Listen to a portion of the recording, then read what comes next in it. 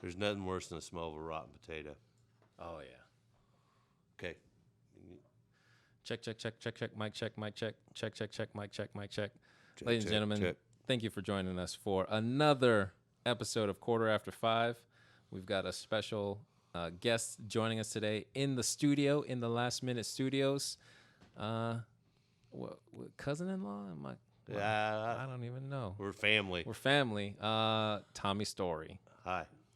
Welcome. Hello. So you are Kaylee's cousin. Yeah. Okay, my wife's cousin. Her dad was my Uncle John. Yeah. My mom's brother. Yeah. Her youngest brother. Perfect. There we go. And so now we're family. Yeah. Now we're family. Here we are. I want to do something real quick. I want to get this thing going on my page and then tag you in it. So it's just going to be a real quick minute. Let me see. Oh, yeah. There's Tommy. So we got fruit flies. I just told you right before we started. What'd you call me? I just found out right before, like 2 days ago, that there were the last tenant left bags of potatoes and onions in the corner cabinet, and we found it. And here we are. There's nothing worse than the smell of a rotten potato, man. Yeah, and I'm so glad that we found it. But it was just like 2 weeks we were just battling, trying to get rid of this biblical infestation. But here we are. You're just down the road, and it's kind of funny because whenever I was like, yeah, head over whenever you're ready, it was just like 5 minutes, and then here you come rolling down on your skateboard. I was even on the phone with my friend, and like I waited like to text you back and everything. That's so funny. And then I just live like down the alley, so. And then how long have you been there? I lived there with Grandma since for 10 years. It'll be like 10 years pretty much. Okay. And then are you like what's your background? Where were you born and raised? And I was born in Terre Haute, but okay. My mom and everything, we all moved down to Mount Carmel, Illinois. Okay. In like 1980. So I grew up pretty much down there. But I've lived with Grandma and Grandpa. Wait. You were born in 1980? No. Oh, you moved in 1980. We moved from here down there in 1980. When were you born? I was born in 1973. 73. Oh, dang. I'm the oldest one of the grandkids. Oh, dang. Okay, because I would have said that you were about my age. I was born in 81. No. So yeah, you're just 8 years older than me. Yeah. Yeah, I would have said you were my age, especially well, thank you. I appreciate that. Your youthful exuberance. Yeah, thanks. What is that? Voorhees? Skateboarding is the fountain of youth, man. There we go. Yeah, I mean, That's you're what it active. is. You're active. Yeah. You've been out there. Okay, so you moved out there in 1980. Yeah. Mount Carmel, and then when did you? How did you find your way back here? Well, I've come back and lived with Grandma and Grandpa off and on for years. Okay. You know, Yeah. Grandma's always saved me because I was always the problem child. So The knucklehead. I've always had to.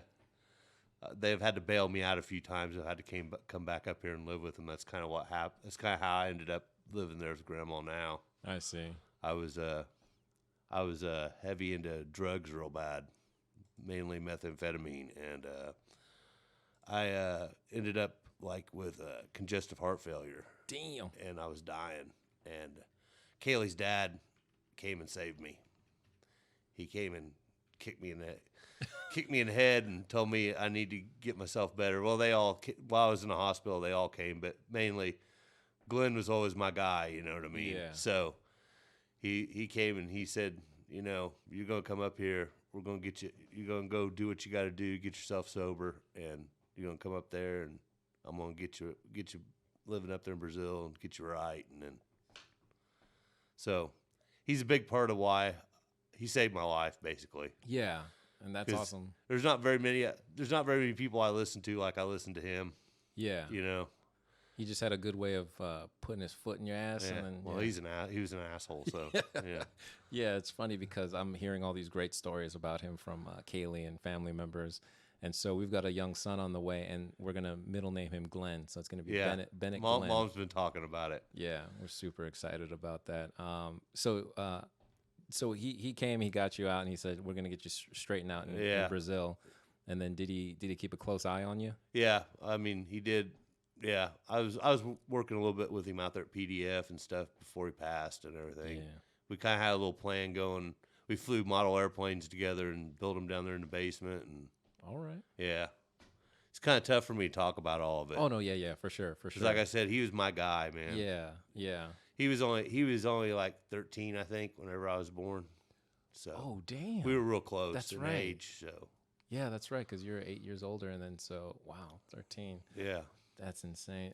So what have you noticed about Brazil as far as its development? Have you seen it become more? Well, when I first moved here 10 years ago, the streets were known as like the worst streets in Indiana. Oh, okay. Right. In the last few years, they've repaved everything, so that's been pretty nice. Okay. You know, because when I first came here, I noticed that because I mean they were freaking horrible. Yeah. You couldn't drive. I mean, you'd bust your shocks trying to drive down the streets here. Yeah. But I don't get out much really around Brazil, so I don't really. Where do you hang out? I hang out in Terre Haute mainly. All my Oh. friends are in Terre Haute. Guys I skateboard with, and How often are you down there? huh? How often are you down there? I go there at least once a week. Okay, and then just a skateboard, hang Yeah, out? yeah. Well, me and a bunch of my friends, we started this thing over there in Terre Haute. Is just I met a couple of the older guys that were around my age skating, and we started like one of us had a barbecue grill, and we started going to the skate park, and they all had their boys skated, and then all their friends, and it kind of turned into a thing over the last 5 years, and we call it Sunday Fun Day. Oh yeah, okay. And so I get product from California because I know a bunch of pros and stuff, and so like we started putting on like little contests and just hyping up the kids, and giving back, and so it kind of turned into a thing, and so now we did them up till this year. We did them every Sunday, but this year's been kind of weird, so we moved it back to where we're only doing them one Sunday a month. Oh, okay. So tomorrow I'm going over there. This is our logo. I had a friend of mine do this. Yeah. And SV8 or skate? Okay, so it's SK8. yeah. Oh, but he's covering it. Okay, so Voorhees Skate Park. Oh, that's right, because it's... Yeah. That's our skate park in Terre Haute. I had a friend of mine that does like graphics for like Santa Cruz and Creature and stuff, and he drew. Oh, damn. He drew up this graphic for us. His name's Brian Reed. He's really cool. Do you have any tattoos? No, I don't have any tattoos. Oh, okay. Because that would make an amazing tattoo. Yeah. That's so the machete is the skateboard. That's so dope. Is there a Facebook page, Instagram? Yeah, there's a Facebook page. It's Voorhees SK8 Park, and then there's Instagram, and it's all one word, Voorhees SK8 Park. Okay, no on underscore, Instagram. no dots. No. Yeah, I hate that. I actually got one I didn't have to do that with. You know what I mean? Yeah, I hate. Yeah, that. I got to make it all one word. So Yeah, and so you're out there once a month because it got too crazy. How long were you doing it weekly? we for the last 5 years we did it every Sunday. Dang. But with all the COVID and and also last year it kind of got like a little overwhelming for all of us to make it there. Yeah. Because a lot of when we started, a lot of the kids were still in high school, and they really didn't have responsibilities, and now they're all kind of like got jobs. Yeah.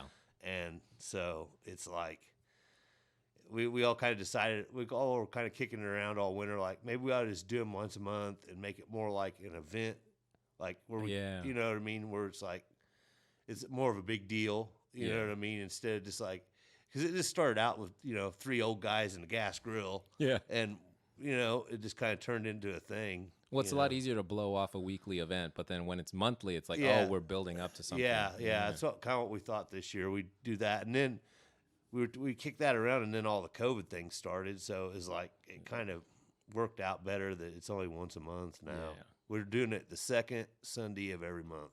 Second Sunday. We're going to do it up till it gets like cold again.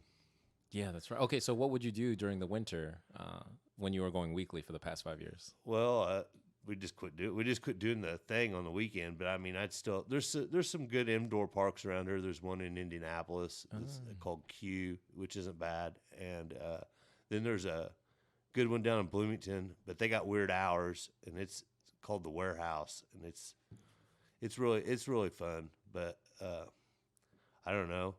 You just pray for nice days. Yeah. Mainly if you want to go skate outside. Yeah. Like sometimes we throw a Christmas thing over at the park. We have for a couple different years. We got a break in the weather around Christmas, and we'd have like a Christmas thing. And would you skate? Yeah, skate and hook up all the kids, and So how many kids usually come out? Okay, so it's weird because I want to know about it, in the past, the past 5 years, but then also now. Like, but before, how many kids would come out weekly? Kid wise, I'd say at least 20 or 25. Dang. And then like all together, like our biggest ones, we probably had 50 or 60 people at them all together. Wow.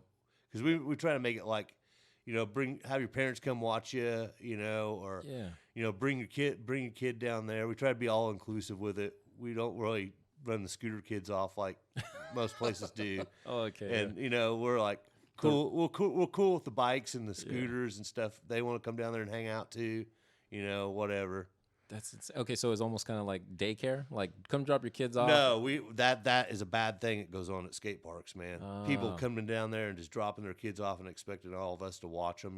Which that's a dangerous thing to do with your kids, man. Okay, so you would straight up tell them, hey, hang out with your kids. Yeah, we would try to make it like we don't tell them nothing, but you know what I mean, like.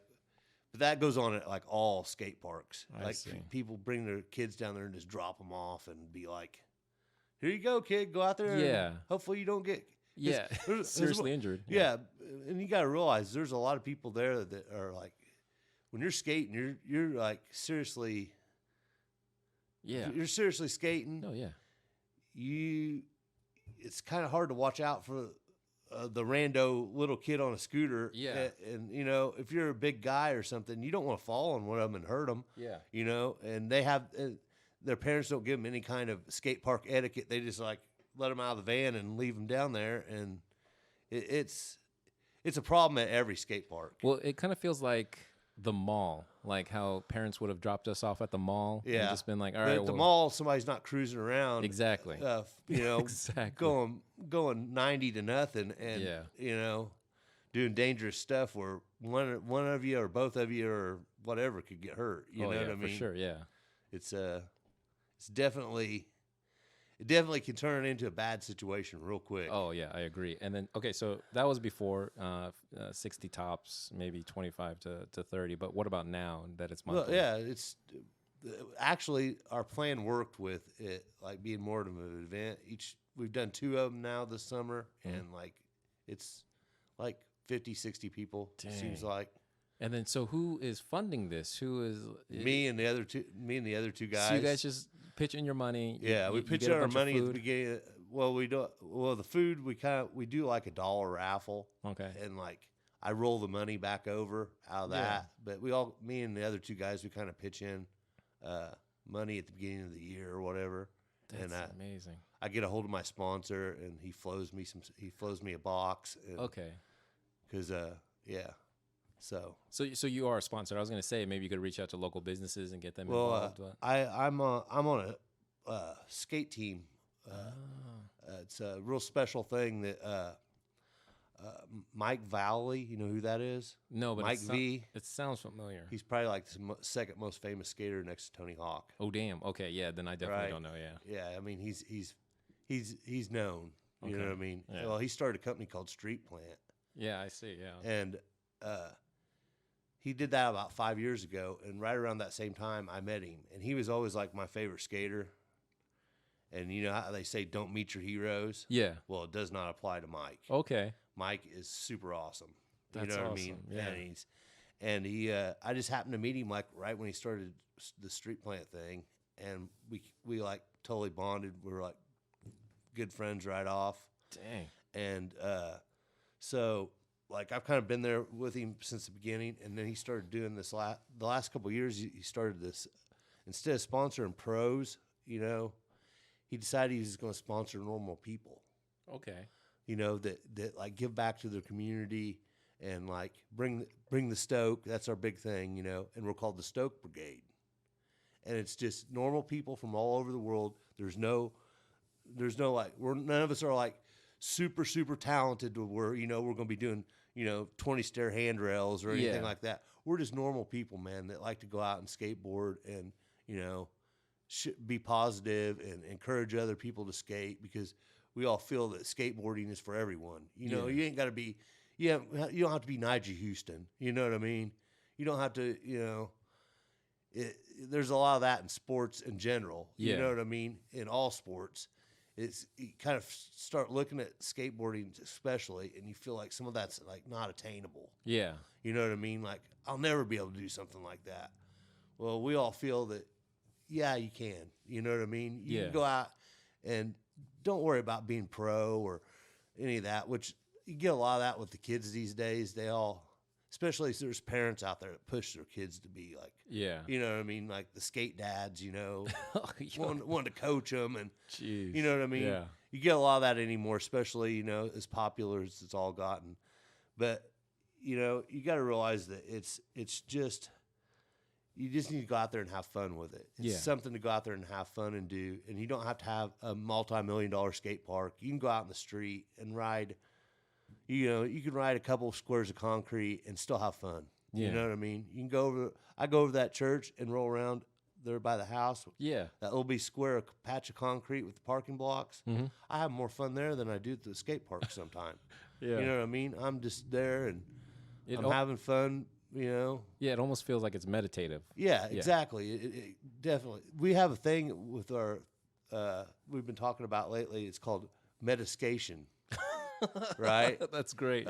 Mike came out with a whole series of boards during this COVID thing, and he was letting them all go real cheap so people would definitely skate them, you know? They're like mashup graphics of all the ones he's done over the last 5 years. He was calling them metascation boards. That's hilarious. And it kind of like, that word kind of took on a life of its own, and now it's kind of like within our little group, we talk about, you know, I'm going to go out and do some metascation today. That's so funny that I think about it being meditative, like because I just imagine you skating around and, you know, focusing on your tricks and, you know, focusing on your breathing and being aware of the moment.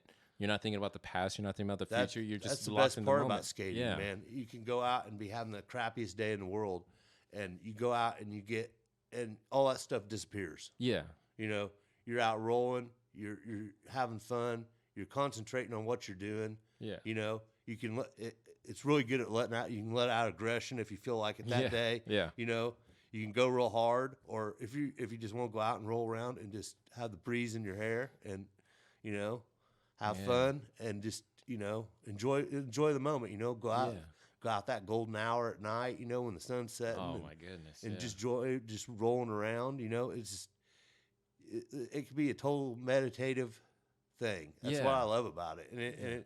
And the other thing I've always loved about it is, you know, you don't have to have a team. You don't have to have, you know, a coach. Yeah. You know what I mean? Yeah. There's nobody. It's all about you expressing your how you want to express yourself and how you feel that day, and it's all about you.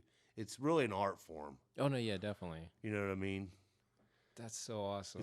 It's a moving, living art form. Yeah, that's what skating's got over all the other sports out there. You know what I mean? It's something different. You know, there's just something about it that's a little bit different, and that's kind of what it is. So, do you like watching skateboarders? I don't mean like at the park. But I mean, like on TV. Oh, I love watching the kids at the park. Yeah. Watching them skate and learn and develop. But but like pros, like the X Games. Do you like that kind of stuff? Well, I go to Tampa Pro every year, but it's mostly to hang out with my friends down there. Yeah. And I've got to be friends with quite a few of the pros. Mm-hmm. Like last year, I think I sat there and actually watched the skating like maybe 20 minutes. Yeah. The rest of the time, I'm like hanging out with my friends and, you know, having a good time. Yeah. And we all meet up and go to parks before we go to the actual event. Yeah. But like me actually standing there and watching them skate, I probably do it for maybe 10-minute intervals a couple different times, and the rest of the time I'm just like hanging out, you know. So it really is just about the community. Yeah, it really is. That's what it, you know. Skating, it's got the community's not like any other community, you know. Nobody cares what a lot of us all come from punk rock backgrounds. Yeah. So it's like we don't care what color you are. We don't care if you're gay or straight or alien or you know, if some you know, purple guys showed up from Mars or whatever and they had boards and they wanted to hang out, we'd hang out with them. Yeah, as long as you're cool. Yeah. If you want to start some shit, then it's like, yeah, come on, man. Yeah. It's not the place. Yeah, bullies don't go over real well with in skating either. You know what I mean? You're gonna get called out. You're gonna get called out real quick. You start bullying people around. No, I agree. Yeah. You know what I mean? Yeah. You're gonna meet the bully. You know what I mean? The bully that bullies the bullies. Exactly. Yeah. Yeah. The enforcer. Yeah. Like in hockey. But I remember when I was in high school, I skated a little bit, and I remember watching like the mixtapes. Oh, you and better stuff. watch out. I'll get you back on the board now. Yeah, I could barely. I'm already talking about getting you out here filming. Now you got all this camera equipment. Yeah, that'd be real fun. It'd actually be really fun, and then and you know, get some GoPros and stuff. Equipped with you, on you guys. But actually, I'm gonna take a quick second. I'm looking for a good filmer always, man. Okay. Yeah. Definitely not. You know how many times in my head I sit around thinking, man, I wish I had a filmer that was good. They could film.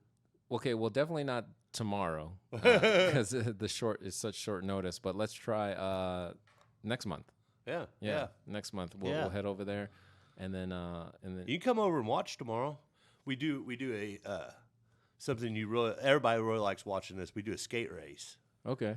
And we've been doing that for a couple years, and now they added a pump track around the park, so it's really gnarly. What's that? It's like a bunch of humps, and it goes into a corner and comes back down. Okay. I'll have to show you on my phone later. Yeah, what it's all about. But it's a pump track. It's like where you don't have to push. You just go over the humps, and it keeps you going. Okay, yeah. They just put one in over there in Terre Haute at the park. At Voorhees? Yeah. Okay. And so like our skate races have like really got gnarly now because you can really get going fast on that thing. Okay. And we do a skate race around the park, and then we do a best trick contest, and then we do like $1 raffle for like boards or whatever equipment I got to give away just to keep us going. You know what I mean on the food and everything. We're not doing food tomorrow because my buddy Gabe he's the grill master, and he's not going to be there. So we're okay. Well, between that and the COVID thing, I was kind of thinking maybe that might not be a good idea to do food so much this year. Yeah. But Gabe loves to cook, so he's done like pulled pork the last couple times. And, okay, dang. And yeah, it's not just the hot dogs, Johnsonville. No. Gabe's like serious gourmet. Jeez. Yeah, he makes some gourmet stuff, man. Okay. Like he made pot roast sliders. I mean, he's done all kinds of good stuff, man. Next level. Yeah. He cranks it up a notch. I let him take care of that. So are you guys in like newsletters or like special events type deals, or is it just like completely underground? No one knows except for the kids who know. Well, I mean, I put it out there on the Instagram and the Facebook page and stuff, but it's more like word of mouth kind of thing, you know. But like Terre Haute Living isn't contacting you. No. Okay. We're still pretty underground about all that. Like like one lady, her son was coming out there for a while, and she worked at the library, and she was like talking to like the news crews, and there's another guy that brought his kids out there a couple times, and he's talking about he's in with the city and was going to get, there's always somebody talking about, they can, but really I like it better because the less we have a whole lot of publicity, the more it's just like a family type of event. You know what I mean? And it's not like all blown up out of proportion. Yeah. But I hit up skaters from other towns that I'm friends with and kind of let them know what we're doing. And like my friend Gage and his sons are coming down from Indianapolis tomorrow, and he's like the skate coach at Q Skate Park. Dang. Okay. So like, you know what I mean? There's people that it's kind of an underground skater network that know that there's something going on, when it's going on. Yeah. And we all kind of keep in contact with each other around here. Like the event before last, me and my buddy Nathaniel, we drove up to Champaign, and they just started doing kind of the same thing as what we're doing. And they have like a Wednesday session where the older guys get out and skate, the old man sesh. The geriatric session. Yeah. And then they were throwing contests once a month, and we went up there to their first one last month. It just happened to be like the Saturday before our Sunday thing. Oh, so wow. Me and Nathaniel drove up there, and he was in the contest, got like third. We had a good time. How old is Nathaniel? Nathaniel is 22. Oh, okay. He's one of the local kids from here. He used to live here in Brazil, but now he lives over in TH. So in TH, yeah, you guys call it the Haute. In the Haute, in the Haute. Yeah. What is it? High Earth or Hot Earth? I think it's High Earth, right? Like high ground. Like it literally translates. Is that what that means? I think in French, yeah. I always wondered what it meant. Yeah, I wasn't real sure. Yeah, I think if you like type it into Google Translate, like High ground. yeah, literally translates to high ground. But yeah, Terra is ground. yeah, exactly. And Haute must be high. High, yeah. Yeah. It sounds like hot, so I just but Yeah. that's crazy. Okay, so now it seems like there's this interstate network. Oh, there is. There definitely grassroots, is. yeah. There definitely is like a little thing like that, especially with Indiana. Like over the last couple of years, there's like a little network of all this skaters that all know each other, and each town has kind of got their own little thing going on. A lot of other towns have shops, which we don't have a shop around here. Oh, yeah. So a lot of the shops, Okay. it's like Bloomington's got a place called Rit, and that's where I first got back into it whenever I was recovering from my trials and tribulations. My trials and tribulations, yeah. There's a guy named John, and he owns a Rit skate shop, and it just happened to be right down the street from the halfway house that I was in. Mm-hmm. And I started going down there and skating. I got a board, started skating again, mainly for my health, because I was like, I only had 10% of my heart working. Jeez. And like, I knew I had to do something, and like, that was always my thing. So I decided, well, I'm going to get back on a board. And so I started hanging out with John. The people at the halfway house didn't care because he was straight edge. So they were like, oh, that's cool, we don't have to worry about you down there. Yeah. And I was on disability, so I didn't have to work. So, like, I had all this free time, so I'd just go down there and hang out with John. And we started going to, like, little contests that were going on. I'd go with him, help him sell boards, and I got back into it kind of that way. And then I moved back up here with Grandma, and I ended up meeting my friend Dane, and he had a little skate shop in the mall for a little while in Terre Haute. Okay, yeah. And I met him, and he's one of the old guys that helped me do it, Dane Self. And his son skates, Javen. He's turning 18 this year. Oh, so man. yeah, it's like, but when they were all like, Javen was little. I was like 5 years ago. He was only like 13. And then my friend Gabe, his son Birdman, he plays in this band called Dope Sweater, which is totally awesome. Oh, I know Dopes. I know the Anthony. The You lead know singer. Anthony? Yeah. He does a podcast too called he does a podcast. Free Pussy. Yeah, he does a podcast, and he's a stand-up comic. He Yeah, dabbles in stand-up comedy. yeah. Yeah, Volvetti, Anthony Volvetti. Yeah. That's amazing. Dr. Nefarious. That's what I call him. It's a That was one of his first Instagram names. What a small world. Yeah, Anthony's my buddy, man. That's so crazy. And Birdman, Yeah. that plays bass in Dope Sweater, Uh-huh. he's Gabe, the grill master. Yeah. He's Gabe's son. Oh, man. Yeah, it's a small world around here for sure. Yeah, I don't know what we got going on tomorrow. I think we're gonna. I told Anthony to come out tomorrow. doing some editing and stuff, but no, for sure. Birdman's a ripper. Birdman, the bass player. Uh huh. Yeah, he's a ripper. He's like the dude around here, man. He's the rock star. Oh, really? Yeah, he rips. He's our fastest one at the skate race. He can do the whole course. I think he did it in 29 seconds last time. What's average? A minute two? Huh? What's the average? Oh, averages. I mean, it can come down to like tenths of a second. A few of them. You know what I mean? But like he's faster than everybody, really, by a good second or so. Yeah, I'm gonna go turn on that light in the dining room. You said you had some pictures of the track, right? Yeah. Yeah, I can pull show them you up. right here on this. Yeah. Yeah, I can go on the. Yeah, Dope Sweater rocks, dude. They say I'm their biggest fan because see they started out in Gabe's shed, and they called it the Sweater Lounge when they were all in high school. Yeah, and like all the kids would show up over there in West T at Gabe's little bitty shed out there in the backyard, and they'd rock it out. Well, I had my that's when I first got my GoPro, and I go over there and film them, right? In the sweat, so I got like old footage of them in the Sweater Lounge when they first started out. Yeah, I heard there was something about that. Like, then the city came and shut that lounge down or something. Yeah, they totally they shut us down over there. It was getting a little out of hand. You know what I heard mean? about that. I mean, they sold a song to like the Indianapolis 500, so they got some money. Oh, damn! They bought all like good equipment, and then they finally got good equipment. Yeah, and then it was like we were getting a little bit too loud because we had like they had some good stuff going on. Yeah. All right. See if it'll load up. There's Bird. There's the. Let's see here. Won't load up, man. I guess I gotta turn it off the Wi-Fi. It's trying to pick up your Wi-Fi or something. I don't have the code anymore over here.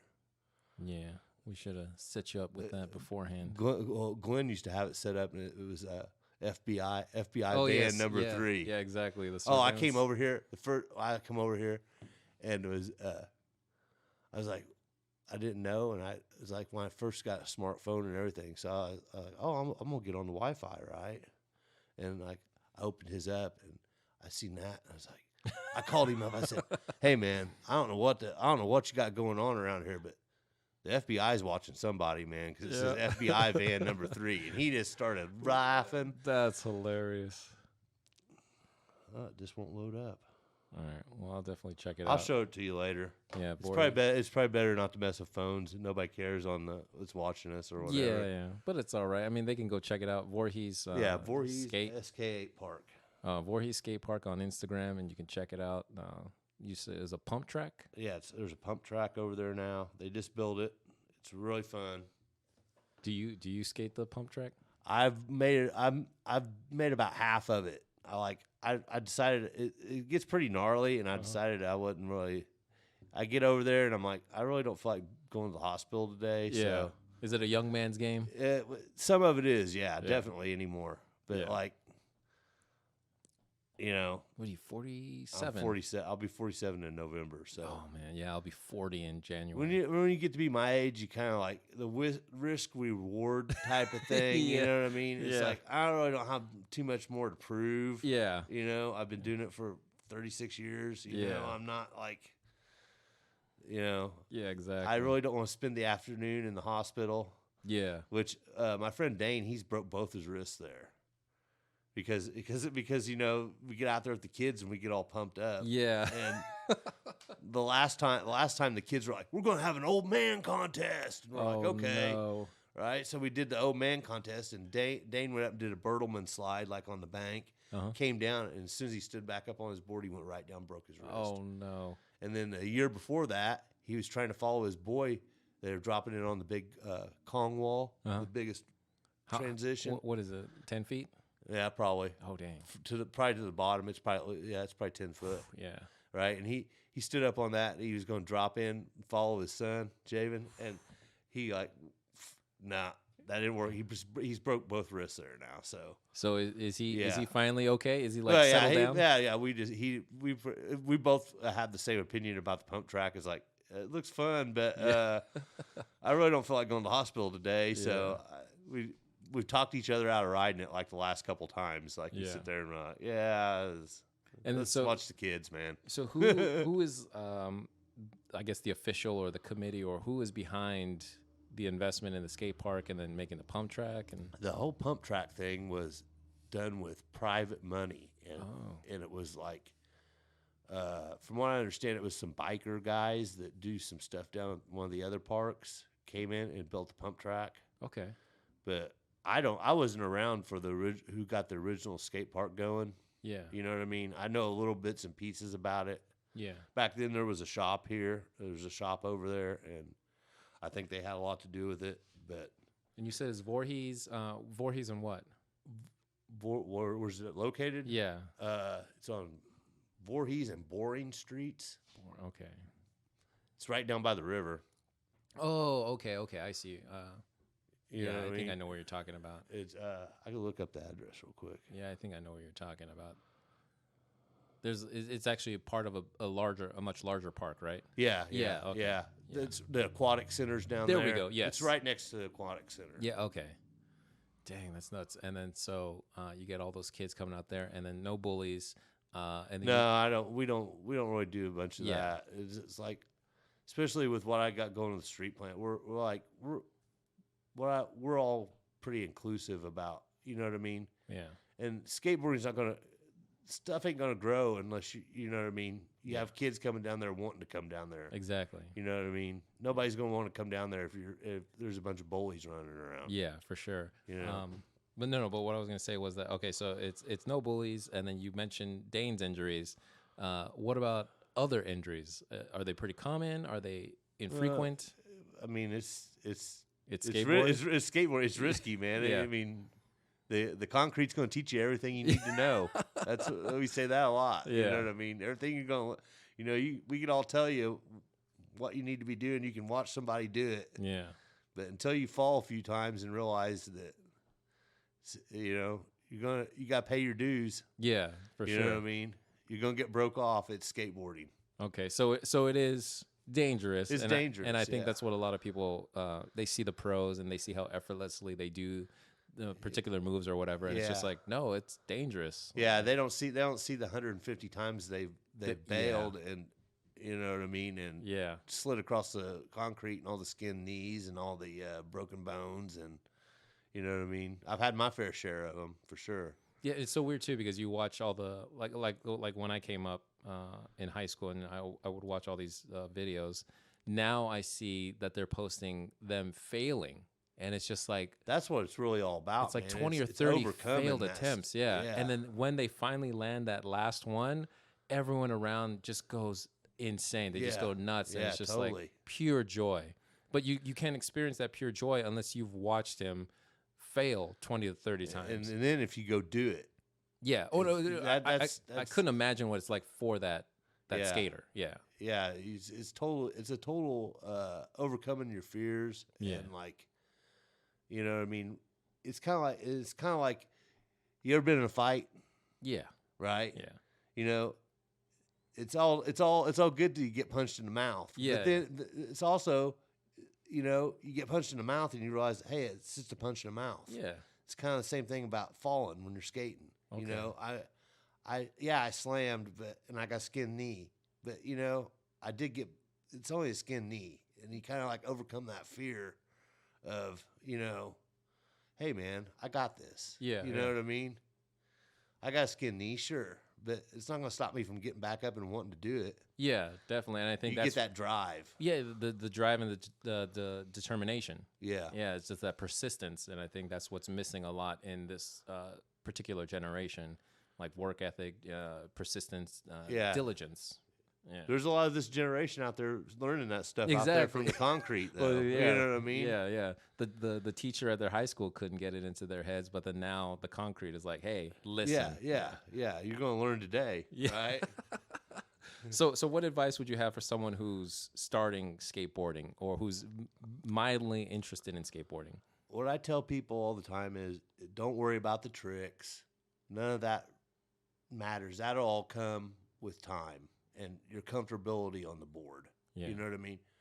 The best feeling really is just going fast and, you know, and being in control of the board and gliding and turning. That is the essence of skateboarding right there. You Yeah. know, the carve, the turn, you know, being able to just go out and not be afraid of your board is like the best feeling. You know what I mean? Yeah. To be in control of something that's out of control. Yeah, yeah. That's what it all comes down to for me. You know, Yeah. something this skateboards don't have no brakes. Yeah. You know what I mean? Yeah. You know, you seen that when I rode up there earlier. You know what I mean? Yeah.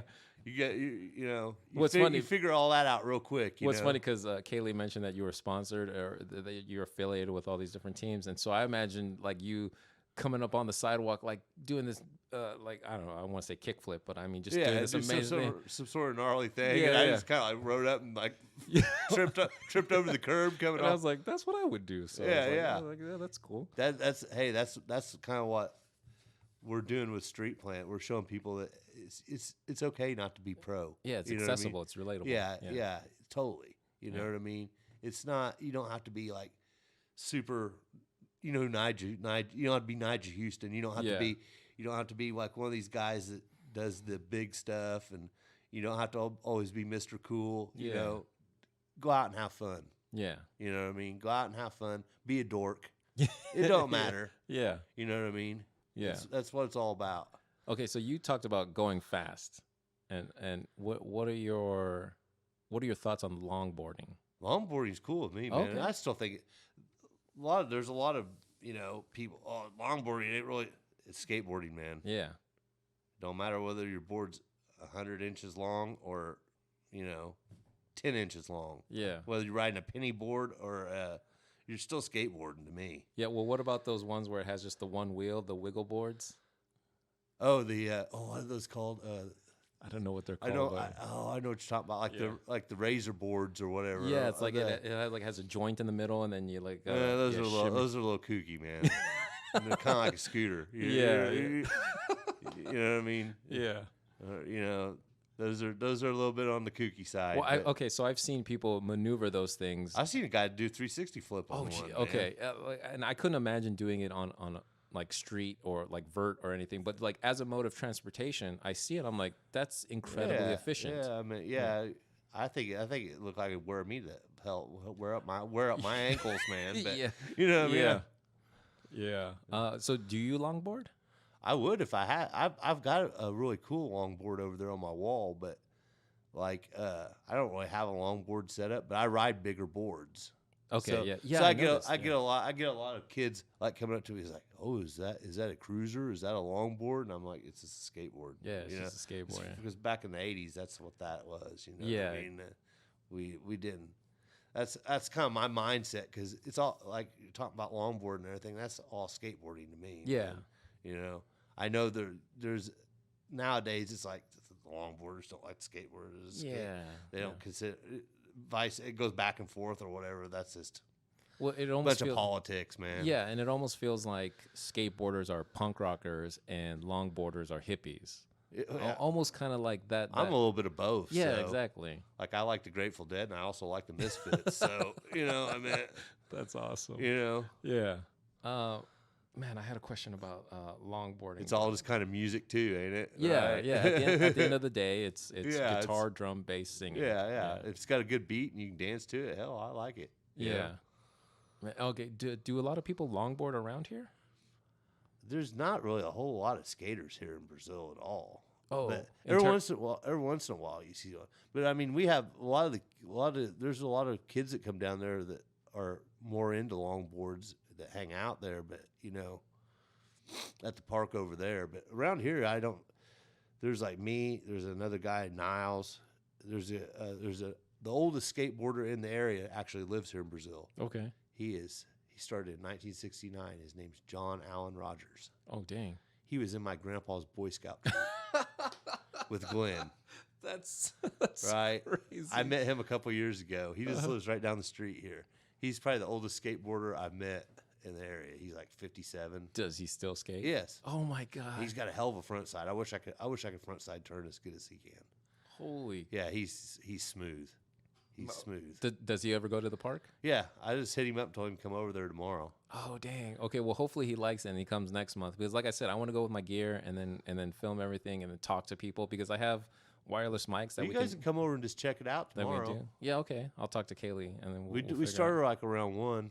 Okay. So just come on over. You can get a lay of what's going on. And then good feel for it. Next month you can come over with the gear and stuff, and you know what's going on, man. That's crazy. Okay, and then you meet everybody, and you know what exactly. I mean? Yeah, introductions. Get to know the crew, and then by the next month you'll be part of the crew. Yeah, and then so what is, because you had mentioned about COVID hitting and then switching the frequency. So have any of the kids been infected? Have they? Well, I'm probably the one that's got affected the most because you know what happened to Barb and John. Yeah. None of them really have. Okay. You know what I mean? That I know of have been affected by it. But well, I take that back.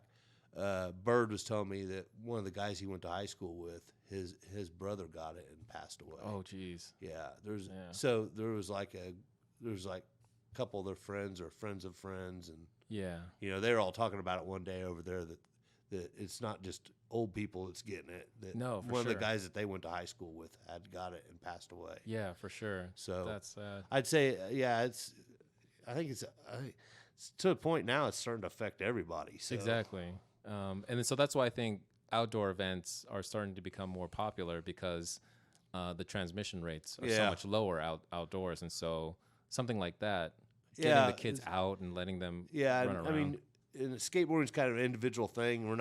It's not like basketball where you're like up on each other and like trying to grab the same ball or anything. You got your board, you're in your little element. Yeah. Everybody else is out there in their little element. You know what I mean? Yeah.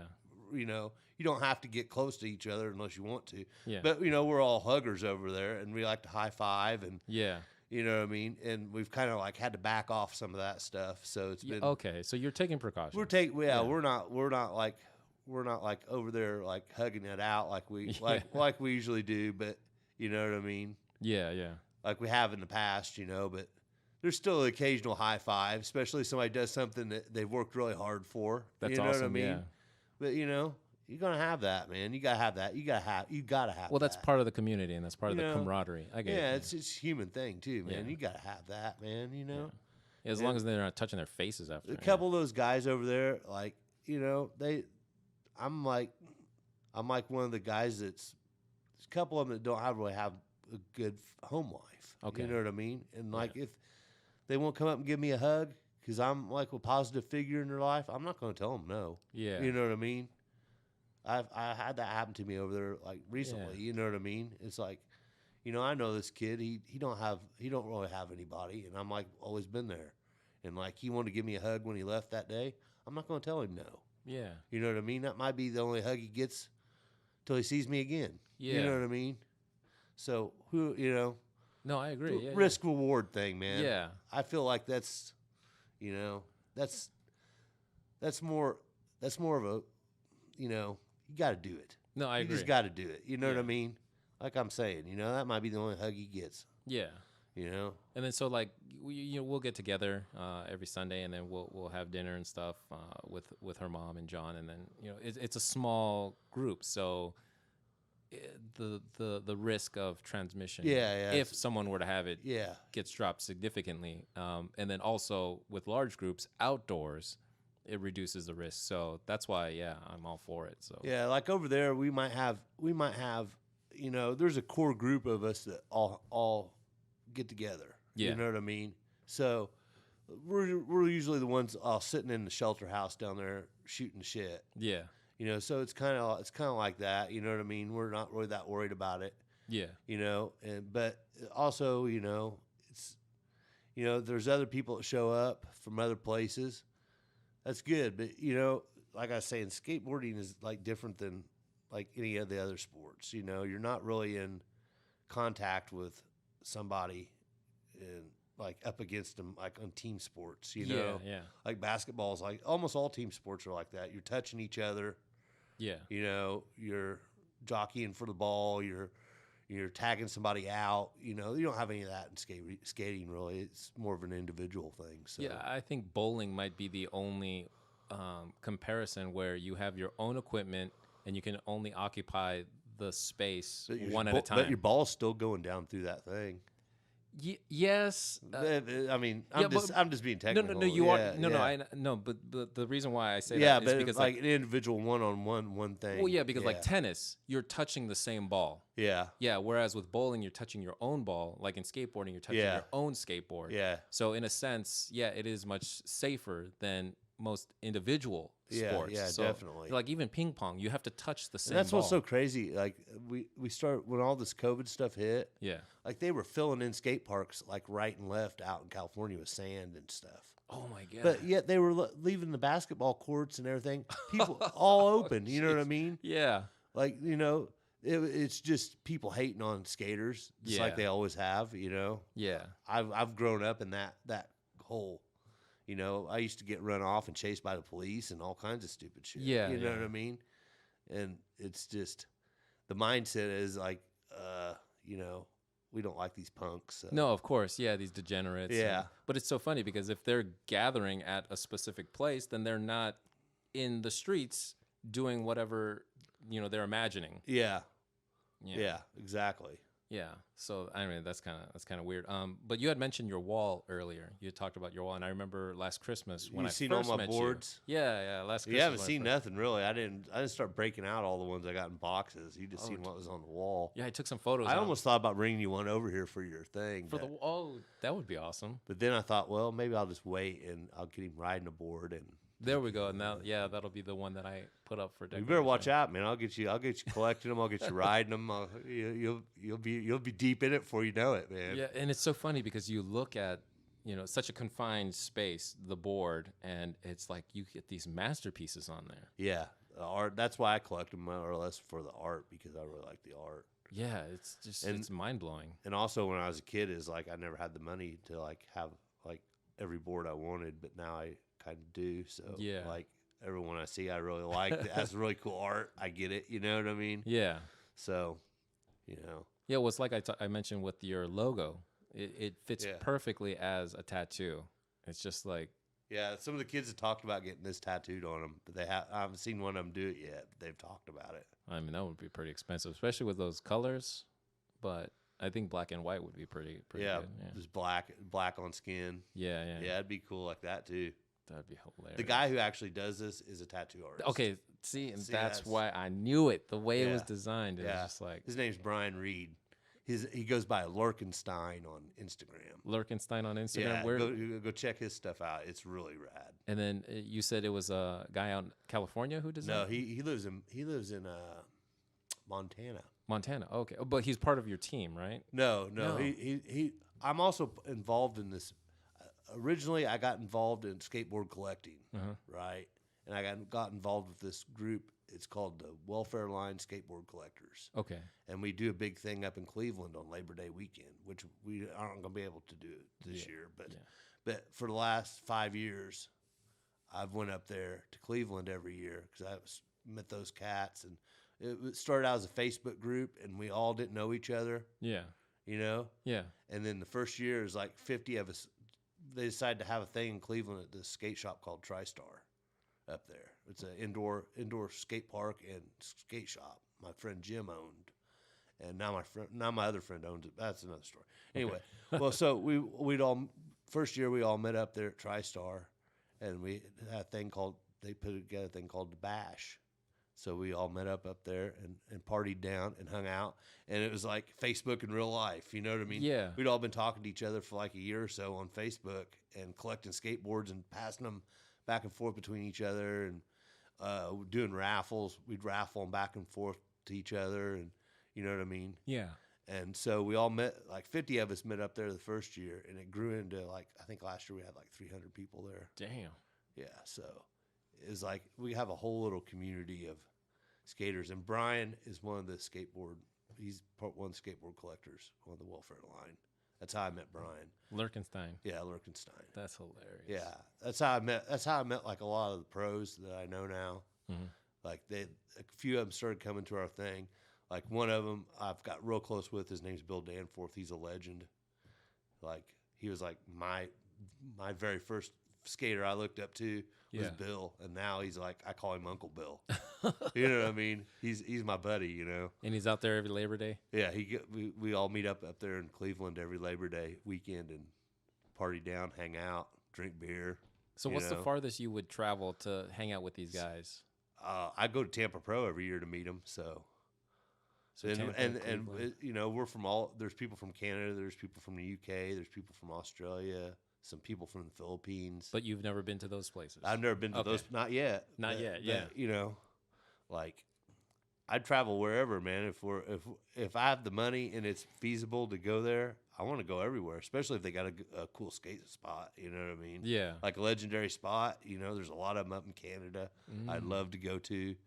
You know, there's ones all over the world that, like, yeah, if I can make it and they're doing something there and I'm invited, I'm going. You know what I mean? Yeah. Well, what about like a tour? Like next time you go to Tampa, hitting up small cities, or Well, that's what we kind of do. We go all of us get together and Tampa, and there's so many good parks down there. We go to all the little towns that have little parks around there. Oh, okay. So you go there and then you go around the yeah, we go around to different parks in the mornings and skate together, and then in the afternoon we go to the skate park of Tampa and watch the event.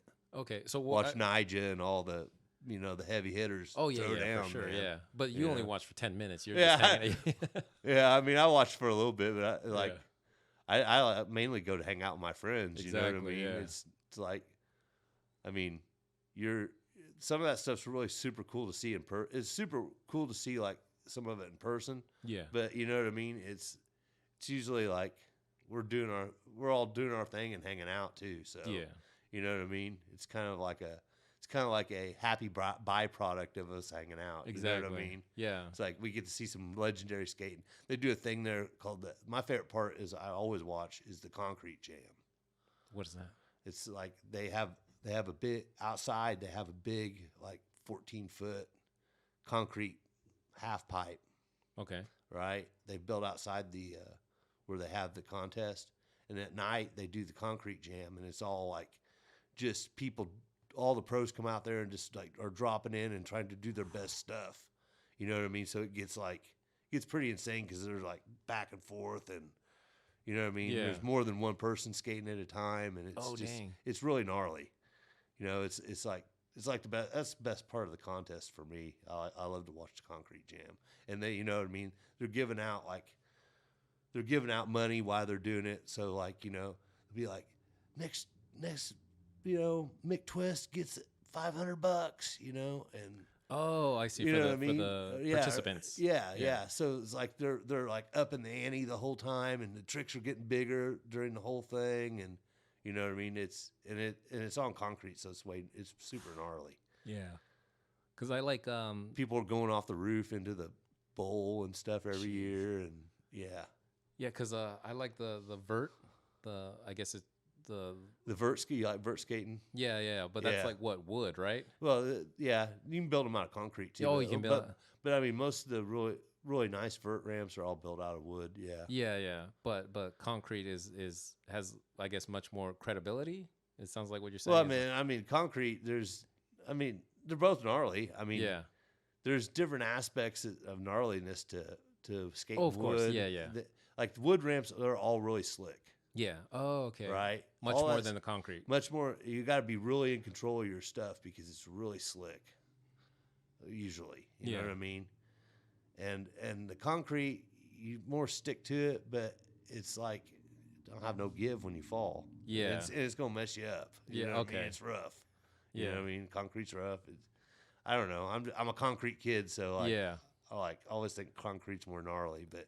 Really, I mean, you can get just as broke off riding a wood ramp. Oh, okay. Faster, actually, because they're a lot slicker and stuff. So, are there any wood ramps in Terre Haute, or is that an indoor?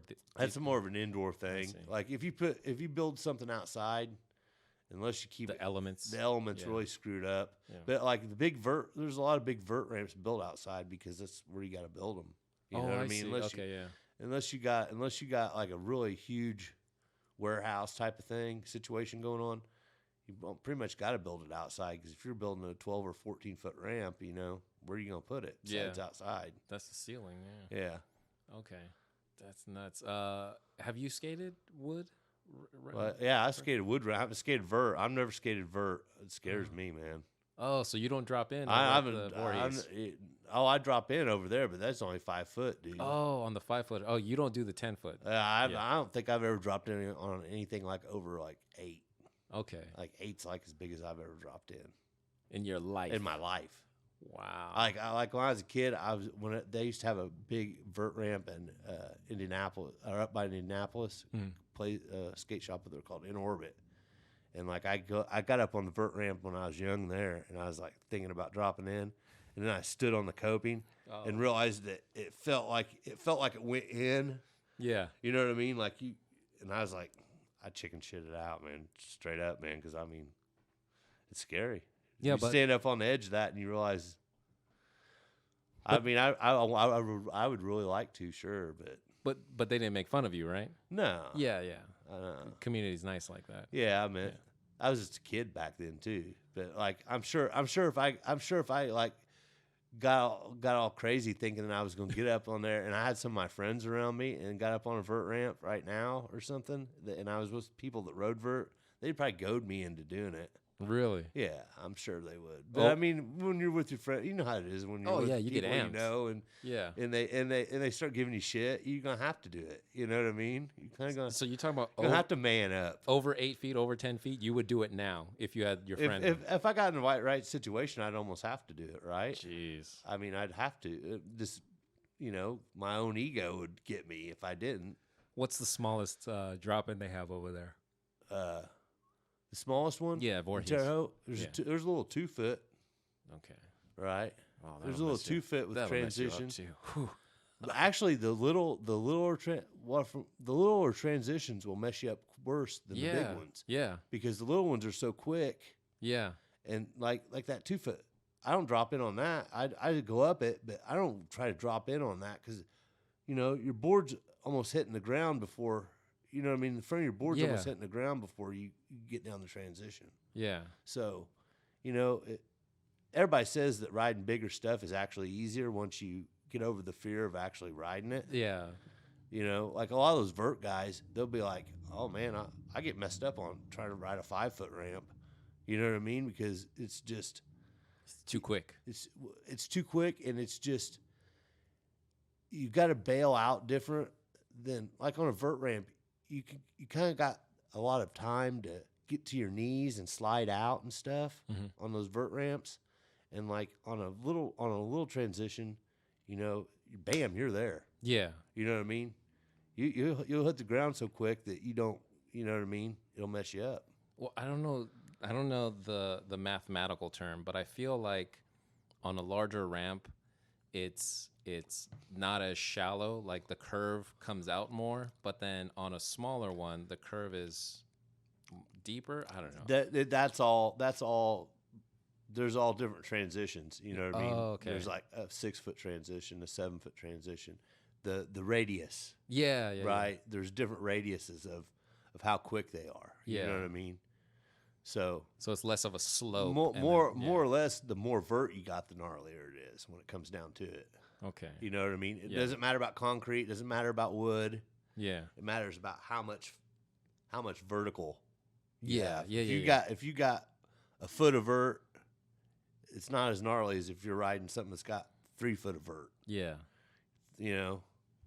Okay. It's all about getting sideways, man. Yeah, exactly. Yeah, dropping in, because that's the whole deal, is like you're just going over a cliff. You're just going over an edge. Yeah. And if you're going over 3 foot of an edge compared to like a foot or half foot of vertical, it's a lot different. That's you know what I mean? Yeah. That's nuts. Jeez. So do you skate around here? Yeah, I just go to. There's a little park here in town. Because I know you said you skated around the church. Yeah, there's a little park here in town though too. Yeah, I've seen that one. Yeah, I go down there. I like those. It's all bank ramps and stuff down there mostly. There's a little bit. There's some quarters that are put together, so it's like a little mini, but it's kind of janky because the way they slid them together. Does it get busy? Nah, there's never very many people down there. This is baseball and corn country. Yeah, huh? But I mean, there's a local guy that's really good, Niles. He goes down there and rides sometimes. Sometimes I see John. That's where I met the old guy. Yeah. Right. He goes down there. He goes down there in the mornings, and I'm more of an afternoon person. Yeah, you said you got up at 1? Yeah.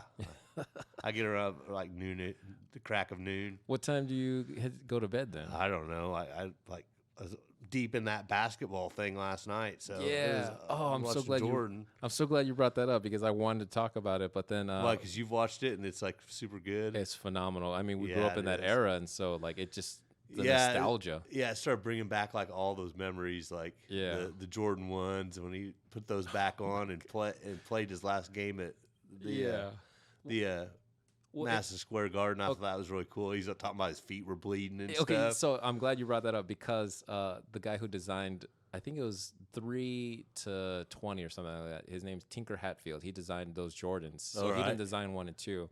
But then Jordan was also in that documentary, because they interviewed Tinker about shoe design. It's called Abstract on Netflix. Okay. And they talk to different designers, like architects, I think I might watch some of that. Okay, yeah. And then so he... I'm a big documentary guy. Exactly, man. Right? Yeah. Yeah, narratives.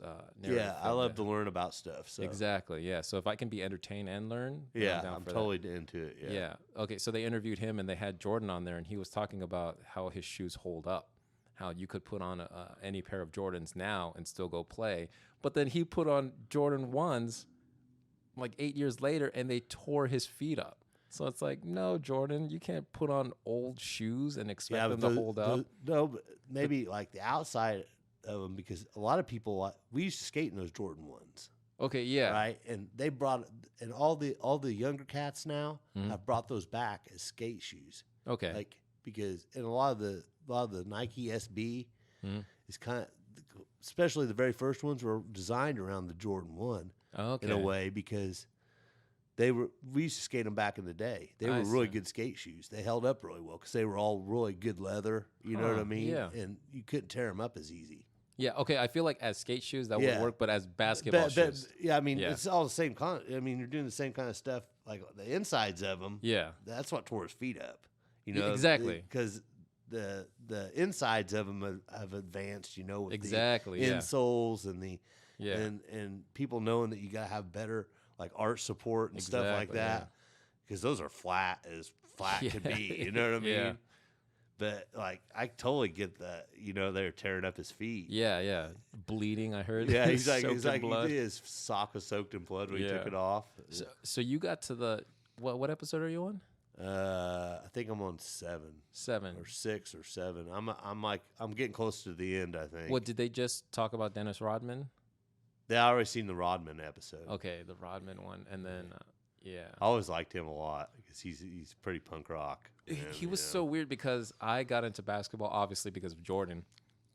I never really gravitated towards the Bulls. I like Dominique Wilkins and the Hawks, but just for whatever reason. But I remember Dennis Rodman as the loud, boisterous, bombastic rebounder. I never knew him as the bad boy on the Pistons. I remember all that. I'm a little bit older though, but I remember all that stuff kind of in a way. Out of all the sports I used to mess around with, I like basketball probably the best of all. How tall are you? I'm only 6 foot.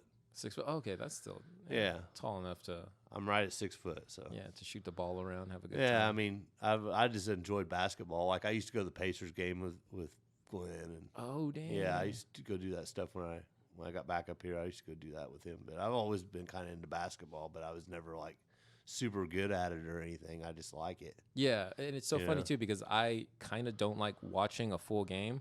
I love watching highlights. I don't. Yeah, I don't. I like they're doing the highlights on there, and I loved watching that. But like it's hard to sit down and watch a full game of anything, especially anymore with I think all of our attention spans are blown because of the fucking phone shit. Yeah. But like going to see a baseball game. I hate to sit around and watch a baseball game on TV. Yeah. I love to go to the park and watch one live. Oh. Same way with the basketball. I love to go up and watch a Pacers game. Yeah, okay, so I've been to 3, I think. I know you went games. to some with Kaylee. Yeah, and they're fantastic. Yeah, the thing about the difference between I found about a basketball game and a baseball game is a baseball game kind of goes on. You know, and it's slower pace. Yeah. And it kind of goes on, and you got time to get up and go do whatever, go take a piss or go get a beer or whatever. You're not really gonna miss too much. Yeah. But basketball, man, it's on. Yeah. When that buzzer goes off, it's on. Yeah, because the buzzer quits again. Because even if they go down by 20, it goes by so fast. Yeah, yeah. Because even if they go down by 20, they've exhausted themselves so that the other team can charge a comeback. Yeah. And then, so they're going to cut it down, and it's just a matter of how close can they get it before the end of the game. And so it's like that tension. Yeah, like the whole game. Yeah, totally. I got that a lot when I was up there watching those Pacers games. Yeah, it's just like you can't get out of your seat. Even during the half. I mean, maybe if you don't want to watch the halftime show if it's not good or something. Exactly. Maybe, yeah. Maybe you're gonna go run and grab you a sandwich or a drink or whatever. Yeah.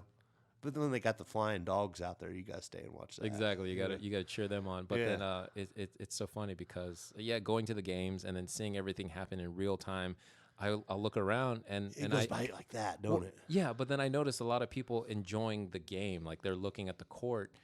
Because I remember I went to WWE back in El Paso, and everyone kept looking at the jumbotron, the TVs up top. Oh, for wrestling? Yeah, and I was like, just look at the ring; it's right there. And then I remember going to a concert and people looking at the TV. I'm like, it's right there. Just look at them. Yeah. And then so.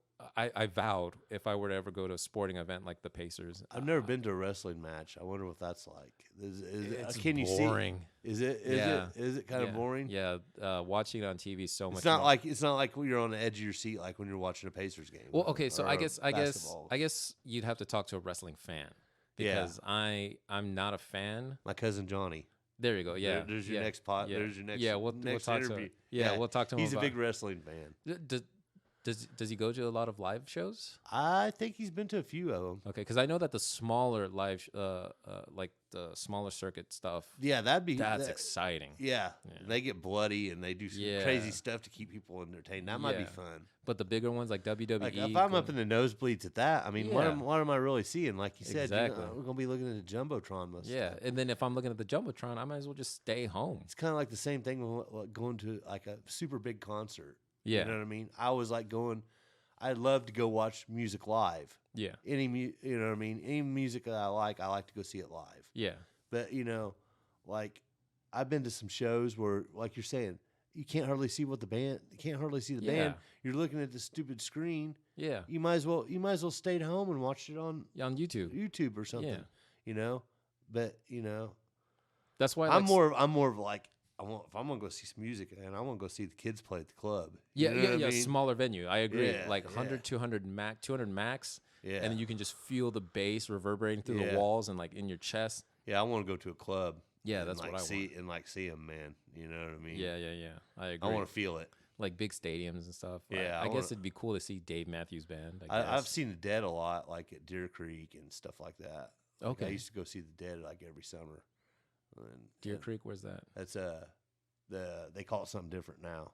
Okay, yeah, that's that venue that's changed names. Yeah, it's outside Indianapolis and Noblesville. Yeah. Okay, yeah. It's what is it? The Citizens Bank or something like. It's something else. But, but it was always originally called Deer Creek. Yeah, and it's funny because I heard that depending on what you refer to it, shows how old you are. Yeah. Well, it's right there, you know. But like. I like stadium. I've seen some stadium shows. Like I've seen Metallica. It was one of my first shows in a stadium. I like stadium shows. Sure. That would have been a while ago, huh? Yeah, that was like And Justice for All tour. That was like my first concert. What, a couple decades ago? Yeah. 89. 89. Yeah. Oh wow, almost exactly. Yeah. Dang, what was the most recent big stadium show you saw? Last year I went and seen Dead and Company. Up at Deer Creek or whatever it's called, whatever they're calling it now. Whatever big company bought it out. Dead and Company. Dead and Company. It's mainly all the guys from the Grateful Dead. Oh, okay. But they have is it Dave Matthews plays guitar? I think. Oh, for real? Yeah. Oh, dang. I think that's who. Okay. Yeah. I think I heard. Well, no, John Mayer. John Mayer. That's yeah, it. Yeah. I always get them two dudes confused. Yeah. But he does a good job. I mean, I had fun. I went up there and see Street Plant release some Grateful Dead boards, some Jerry Garcia boards. Oh, dang. Last year or whatever, and I got a whole bunch of them. Mike hooked me up with a whole bunch of them because we're both Dead fans. Mm-hmm. So Mike sent me like all the factory seconds and blims, and so like I went around and hooked up all my Deadhead friends with them. So like I met up with a couple guys from Louisville. They met me up there, and I gave one of the Grateful Dead. They were all based off Jerry's guitars. Okay. So I stoked out one dude from Louisville with one, and then my friend Mike Gage that's coming down tomorrow to skate with me. Mm-hmm. Him and his wife are both Deadheads, and so I hooked him up with one of the with one of them. There's a popsicle shaped one, and then there was another one they came out with, and it was like the skeleton girl dancing. And that's the one his wife really wanted. And Mike had sent me a couple blims of that. So I like totally took that one up there and like stoked her out with a board. So how much is an average board? They've been going up because the whole COVID thing has like totally they haven't been able to press enough boards. They haven't been able to get enough supplies and everything. Yeah. So like the board prices are going up, but for a long time they stayed right around $50, man, for a deck. Yeah. But now they're shooting up there. They're like, 65 to it's not too bad. 65 is like the lower end of them kind of right now. But you can pay, like if you want a really, really good board, you're going to pay about $100. Okay. For just the deck. Dang. You know what I mean? The deck and grip tape, probably about $100. But you know what I mean? It's like $100 ain't what $100 used to be either, Quality's not as good. No, I'm talking about $100 isn't worth. Oh, I see. Yeah. You know what I mean? $100 ain't much anymore. Yeah. You know? Yeah.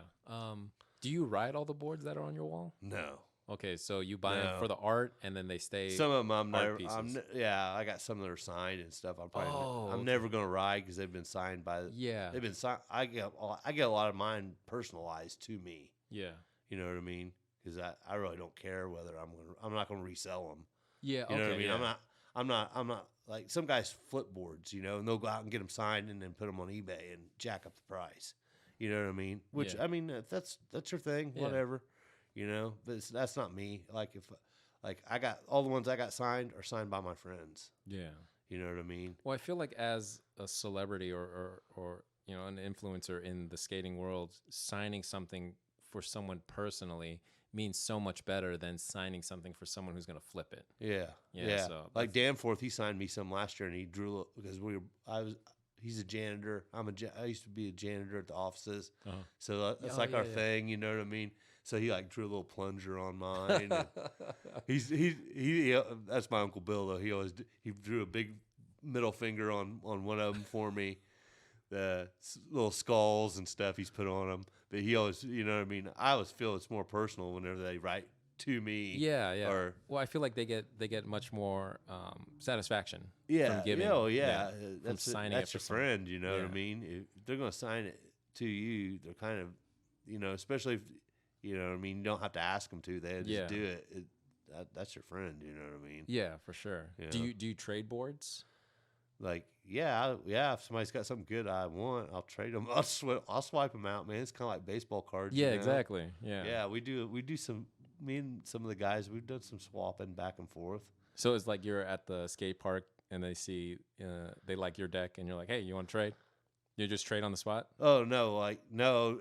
Your own rider is kind of like you get your board set up the way you want it. Oh, I see. It's customized. Yeah, you kind of like, and you get it broke in the way you like it and stuff. You don't really want to swap with somebody. I mean, some of the kids do that stuff. I mean, yeah. Yeah. I mean, I've swapped stuff with my friends. You know what I mean? Like if I needed something and they had it, you know. Okay. But like as far as like swapping like right on the spot, you don't want to take somebody else's setup. Like, you know what I mean? Like you're not going to swap his setup for your setup because your setup's kind of like your with thing. your trucks and everything. Yeah, you got your trucks and your wheels. Everything's balanced for you. Yeah, you got it all set up the way you like it, and then you know what I mean. Yeah. Like we might like test one of the other guys' boards out or something, but you know you stand on somebody else, you ride somebody else's stuff. It's not. It's almost like a baseball player putting on someone else's glove. Exactly. Yeah. It's just totally. It's like that's your thing, man. Yeah. You know what I mean? That's your board. This is my board. Yeah. But like, as far as like the artistic pieces that are hanging on your wall, you'll trade those. Yeah, we'll trade those. Yeah, definitely. Like in the skateboard collecting world, Yeah. we'll swap stuff back and forth. Like if you got something, I'd rather trade you than buy it off of you. You know what I mean? If I got something that you like and you got something I like, I'd rather swap. You know, we both come away with satisfied feeling. You know, I got something I wanted and you got something you wanted. Yeah. Why bring the cash into it? You know? Yeah, like I took a photo. Excuse me, jeez. Yeah, I took a photo of your wall, and I'm gonna put it on Instagram. I don't know if I put it on Instagram when we met that last time, but now as part of this video, I'm gonna put it on there. And so I kind of remember you taking a picture of some of the stuff I had up. Yeah, so if you post something, does someone say, "Hey, that Tyrannosaurus one looks amazing. Do you want to trade, or how much?" Sometimes, yeah. Okay. Yeah, sometimes that happens, but like you know, most of the time I won't get rid of nothing. Oh, okay. But that's me. That's so you have me. But like, yeah, we do that a lot though. You see something somebody's got, you know, or you could just say, "Hey, where did you get that from?" Unless they put up some people put up like NFS, not for sale. You know, just like showing off their stuff. You know, I see. Like OGs or whatever. You know, from back in the day, a lot of people put those up, and they're not really for sale unless you got. You'd be surprised what some of the early stuff goes for. Couple grand? Oh, more? Damn. Oh yeah. Wow. There's been a few that's gone for like over $10,000. Jeez. Yeah. Wow. I've seen a few go for over 10 grand. Holy shit.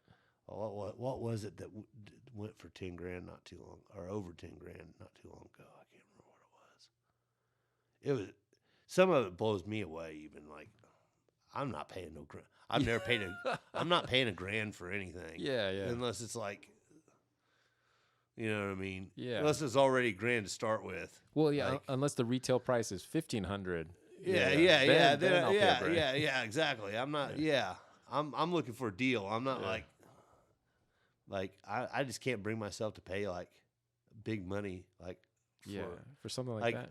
Like most of like if I pay over 100 for a board, I'm kind of like, damn, that's a lot. Yeah. But I got buddies that pay like But you also derive your $2,000 or $3,000 for their grail. You know what I mean? Yeah, yeah. But you also derive your happiness from things differently.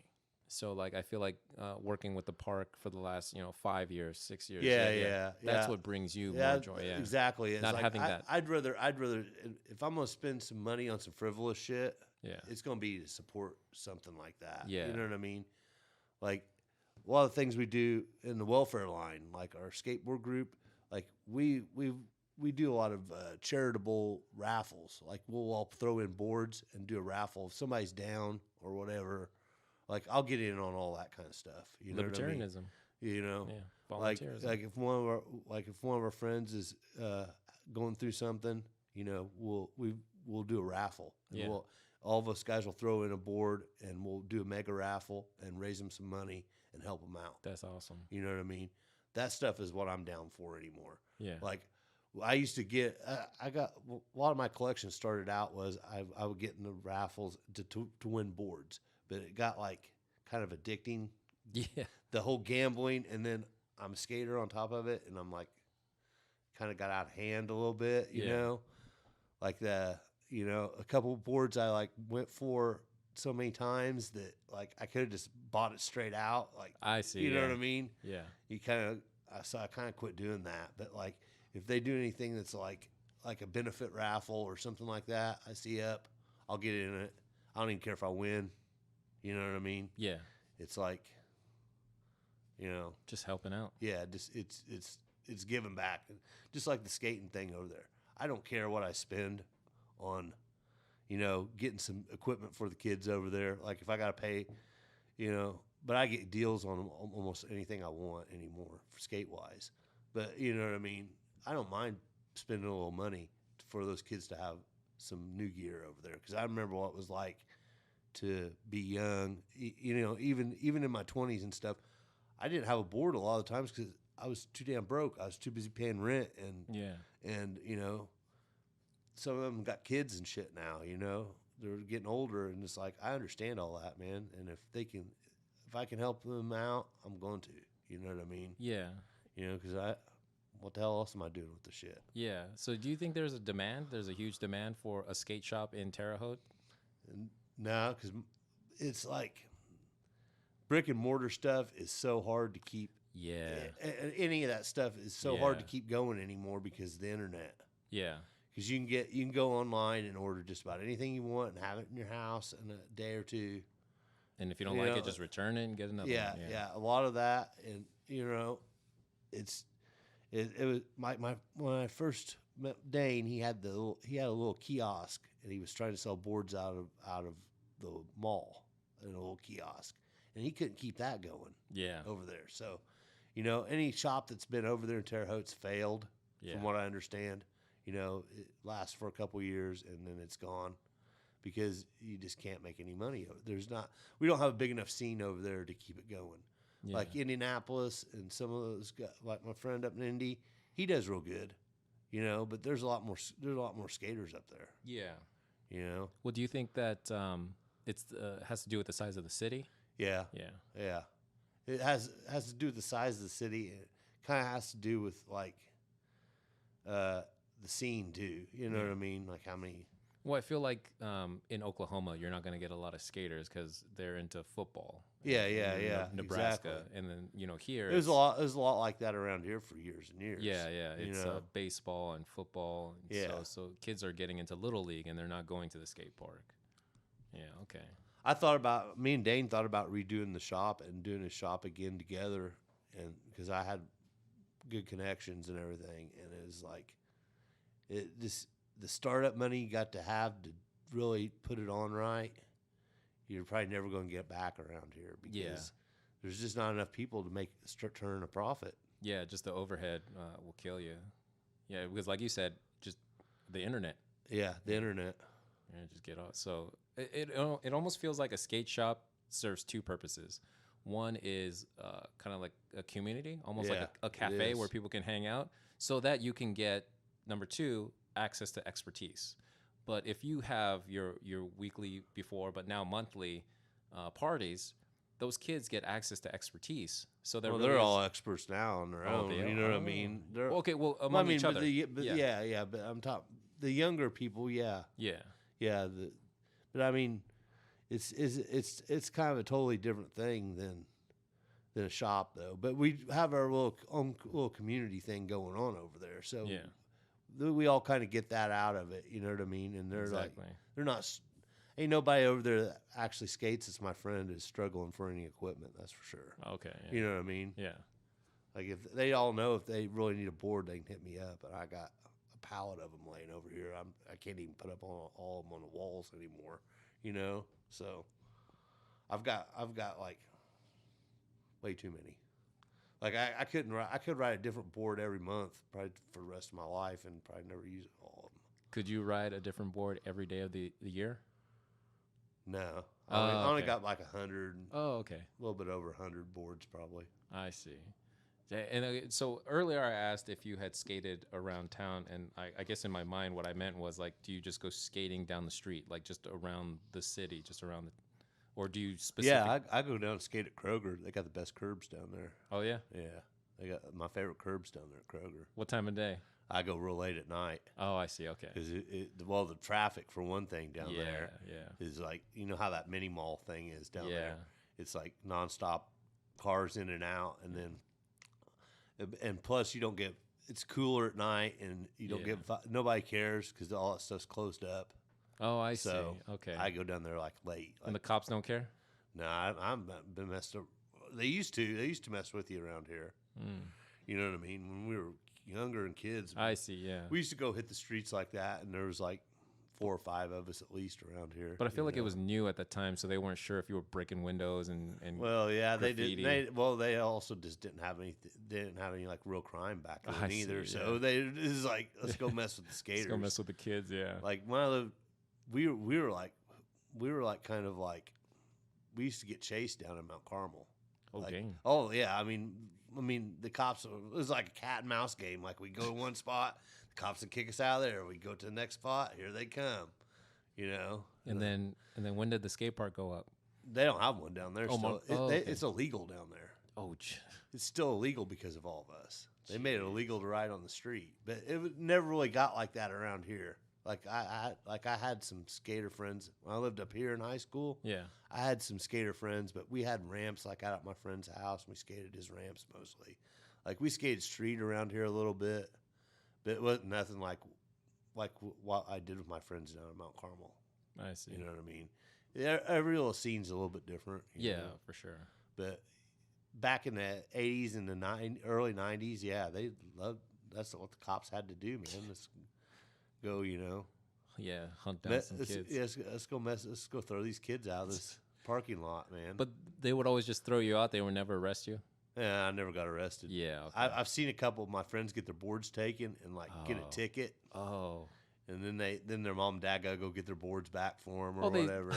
Just pay a little fine. Yeah, they go. Yeah. So it's just inconvenience. I've seen stuff like that happen, but I've never like actually been arrested. Yeah. I mean, it happens. It definitely happens. Oh no, for sure. But I feel like in that situation, like you said, they were just bored. Yeah, they're just like, you know, they're driving around nonstop. You know, they see some kids in a parking lot, they're gonna pull in there. Yeah, especially if they got some you know, Karen. There's been Karens way before it got popular. You know. Yeah, I agree. Karens and Kennies, they've been calling in skaters for fucking ever. Oh, man, I agree. You know? Yeah, 100%. Yeah, that's always the best when you got some idiot out there wanting to mess with you. Oh my God, that's so hilarious. Yeah, especially you get some really weirdo, man, like, you know, weird homeless people or something. That's always kind of a little bit fun, you know. Okay, so that's some weirdo messing with you. Yeah, that's interesting that you bring that up. I'm curious about like the homeless population in Brazil. Is there? Do you know if I there's haven't seen really. Yeah, but I'm sure there is some homeless people Yeah. around here, but it's not really prevalent in Brazil. yeah, but in Terre Haute, Yeah, Terre Haute, there's homeless people. yeah. Okay, and that's the other thing. Right down there right down there across from the skate park, Uh-huh. there's a fence, and I guess on the other side of that fence there was an old factory or something, and they would be going back there and living in that old factory, and we'd see them going through the fence. We used to have this one homeless guy that come down to the park. I haven't seen him for the last couple of years. Willie, he come down there and play guitar for us and Oh shit. dang. Yeah, I mean, there's homeless people in Terre Haute for sure. Oh no, yeah, for sure. And then Yeah. because it's a lot more prevalent in bigger cities. Because I don't even notice anyone panhandling in Brazil. No, there's nothing Yeah. like that. But you go over to Terre Haute, there Yeah. definitely is. Yeah, they're definitely, especially down in the South Walmart. But then, Yeah. yeah, but I don't see like people because we lived in Vegas for a year, and you just see people. This place is small enough. Most of the people that don't have homes, they know somebody that'll put them up. Yeah, You know exactly, What I mean? yeah. They're not like on the street. Yeah, They're exactly. crashing on somebody's couch or flopping back and forth between some place or another. And Yeah, that's so interesting. But- Just an interesting observation. yeah, after yeah. you mentioned that. Yeah, it's small enough here.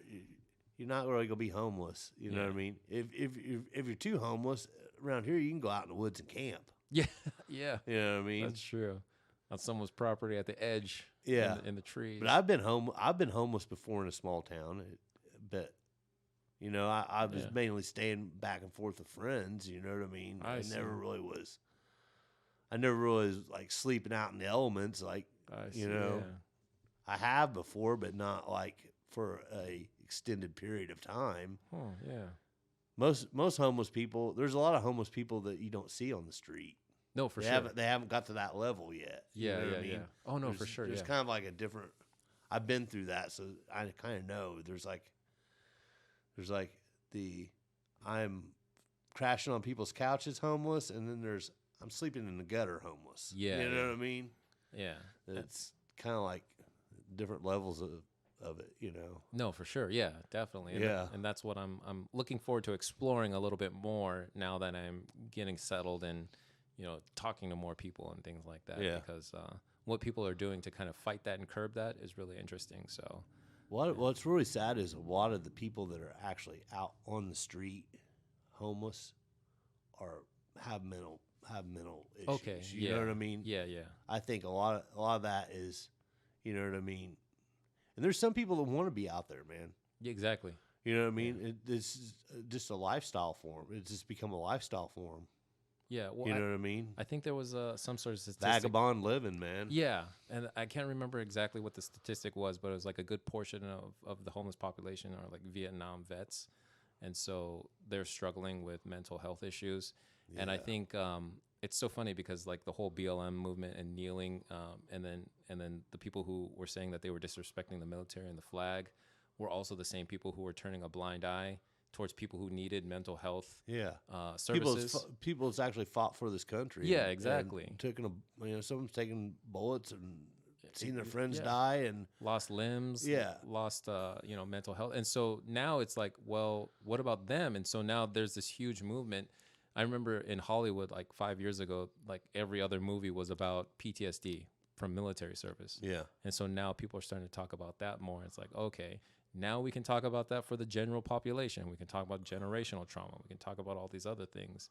So I think it's gonna and again, bringing it back to what you're doing, giving a sense of community, yeah. giving a sense of purpose. Everybody needs that, man. Yeah. You know, just like I was saying about, so there's a couple of those kids over there, they don't have any kind of home life. Exactly. And they don't have any kind of authority figure or positive role model to look up to. Yeah. And I mean, I'm not the best positive role model, but if I can be that for somebody, I'm going to be the best I can be at it. Well, you say know? that, and I see where you're coming from, but I would disagree in the sense that you've been through the shit. Like you said, you experienced homelessness to a certain degree, and you were addicted to meth, and then you came out of it, and now you're an able-bodied young man. Yeah. You're helping. You're giving back to the community. I mean, I think I think all the stuff that you go through teaches you lessons, whether it's good. The bad stuff is what makes you who you are. Yeah. You know what I mean? that makes you be able to have empathy for other people. Yeah, there we go. You know what I mean? Yeah. If you ain't ever been in that situation, it's kind of hard to relate to it. Yeah, no, of You course. know what I mean? Yeah. And it doesn't have to be. Sometimes it doesn't have to be as extreme as what the people you see going through it are. But if something like that's touched your life, that makes you a better person, man, because you can feel something for another person. Yeah, I that's agree. going through something like I agree that. completely, and it's like the analogy where fire softens the metal so that it can be shaped, and then once Yeah. it hardens, it still has those scars, but it's something Yeah, different. Yeah. So that's awesome. What an awesome life, Tommy Storey. Hey, man, are we going to get some dinner or something now? Yeah. I am starving too, so let's go ahead and wrap this up. Thank you. Wrap it up, man. Thank you, everyone, for joining us on the live stream. This is the live stream. I've enjoyed hanging out with you, Here, brother. my hands are clammy, so I don't like shaking I don't care. hands. We're Yeah. family now, so I mean, I'll slam all over you. yeah. And then we're going to go and edit this and then release it in a couple of weeks. And so look out for that on all the I'll share it podcasting around. platforms. I'll share it around with my peoples. Awesome. Well, it's on your Facebook page, the live feed. So this will Okay, be on your yeah. Facebook page, and then I'll chop it up and then get some different Right segments and stuff. Yeah, man. So You got like 15,000 followers on. well, this. okay. So that's I was wondering about that. So I always have to qualify it. So I started a likes campaign. Yeah. So basically, you pay for likes. So these are real people, but you had to pay to get access to them. Yeah, I know So- a lot of people do that on Instagram too. Yeah. Like- So it's not bots. It's not like some dude in China who has Yeah. like 30 million phones and he's liking every single one of my posts. Yeah. It's not like that. I was going to ask you about that. See, because I've never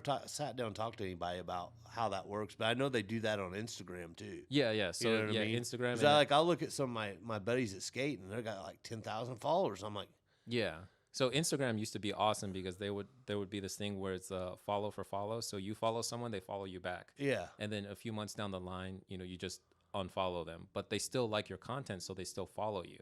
yeah. So that's why, in the early days of Instagram, it was much more organic. That's kind of like what TikTok is right now.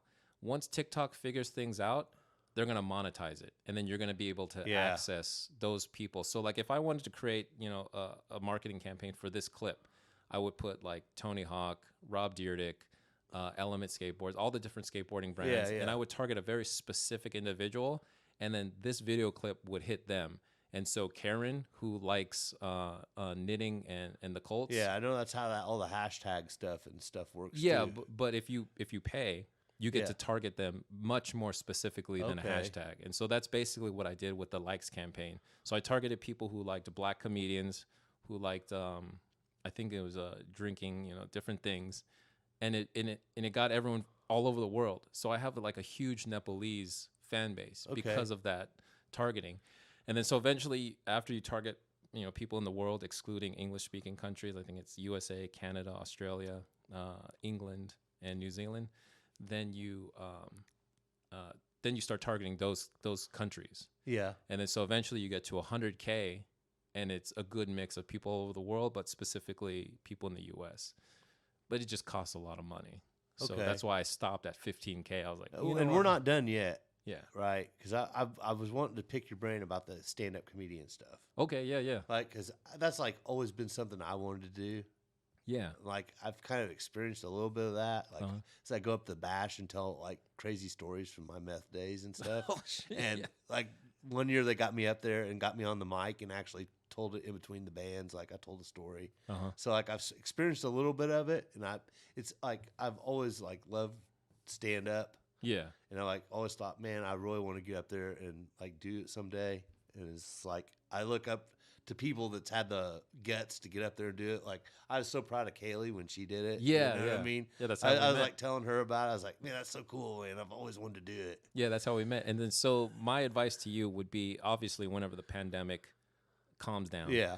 is to go to an open mic. You're just gonna take me out and throw me up there is what you're saying. And then so the best tool that you could have is your a phone to record your set. So you're gonna record it. If you hate listening to your voice, you're gonna have to get over it. All right? I really don't like listening to my voice. Okay, yeah, okay. And I'm glad you mentioned that, because you're just going to have to get over it, because you're going to have to listen to the way you tell the story. And then that's going to influence the way you tell it in the future. So let's say you get to a part in the story and you feel like it's relevant information, Yeah. but you've just rambled for 30 seconds about nothing that Yeah, yeah, I know. I kind of know that from telling stories. Yeah, okay, my name is Tommy Story, so I kind of Sorry, yeah. I kind of know that. You know Yeah, what so I it's mean? all about trimming and then taking those laughs, those genuine laughs where Yeah. people laugh at, and then accentuating it. And you could say like, "Man, I felt like," and then you could, give them an analogy. Like, Okay. let's say you felt vulnerable. It's like, "Man, I felt like a naked hobo with a third tit," or something like that. Just Yeah, something yeah. to add to it. And then, but it's And obvious. that gives you the extra laugh. You're throwing a little extra joke in with the story. Exactly, that Right. extra pop. And then so what you want is a story that's going somewhere, but that pops Yeah, yeah. intermittently. So like every 15 seconds or something. I've always like kind of did that when I told my stories. Yeah. I'm kind of known for that. People know. Well, I mean, if you're going to grow up with a name like mine, Yeah. you get that because people forever, Tommy, tell me a Tell me a story. story, tell me a You story, know what yeah. I mean? I've got that my whole life. So Nice. you kind of like, people expect it of you almost. Yeah. Like, and especially after I've done it for years. So like, it's like people kind of know he's I'm kind of known for being pretty funny, I guess. Yeah. It's what people tell me. Yeah, yeah. And it's- I like making people laugh. So yeah, I mean, I'm not going to like say I'm not funny, but no, and I know a lot of it is in the moment, hanging out with friends and stuff. Yeah, and yeah. Then, and then the next part is translating that to the stage. yeah, that's the part that's always kind of scared me because like Yeah. that, and I'd hate to get like heckled. Have you got heckled? Oh, before? all the time, yeah.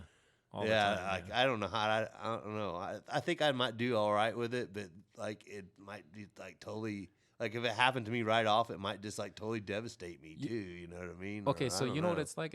It's like you've performed a trick and you've got it down. Uh-huh. You could almost do it as soon as you wake up, even right before you it doesn't matter Yeah. the situation. Got it on lock. Yeah, but then all of a sudden, like a gust of wind comes in, and it throws you a little bit off. Uh huh. But because you've practiced it so much, you're able to compensate and then nail the trick. So that's Okay. what it's like. You've told the story so many times that when someone heckles something at you, you can take that almost like Yeah. judo, and then switch it. You can use it for your set, or you could just give them a look and be like, I'd probably be more like a tendency to like try to like mess with them back. Yeah, But okay, so- that could probably throw you off your rhythm too. yeah, though, well, right? it depends, because a lot of times they're just looking for attention, but they really want to just see you mess up. yeah, So if they yell something, you go, "I'm sorry, what'd you say?" And they'll just say, they could just be like, "I said fart," and then you're like, "Wait, what? That's not what you said. I heard this." And it's like they're purposely trying to throw you off, just because they feel like they should be a part of the show. yeah. So a lot of times you'll learn to recognize those kind of people and ignore them. Or whether they're just being drunk or whatever. Yeah. If they're being drunk and belligerent, and then you can kind of like feel the room.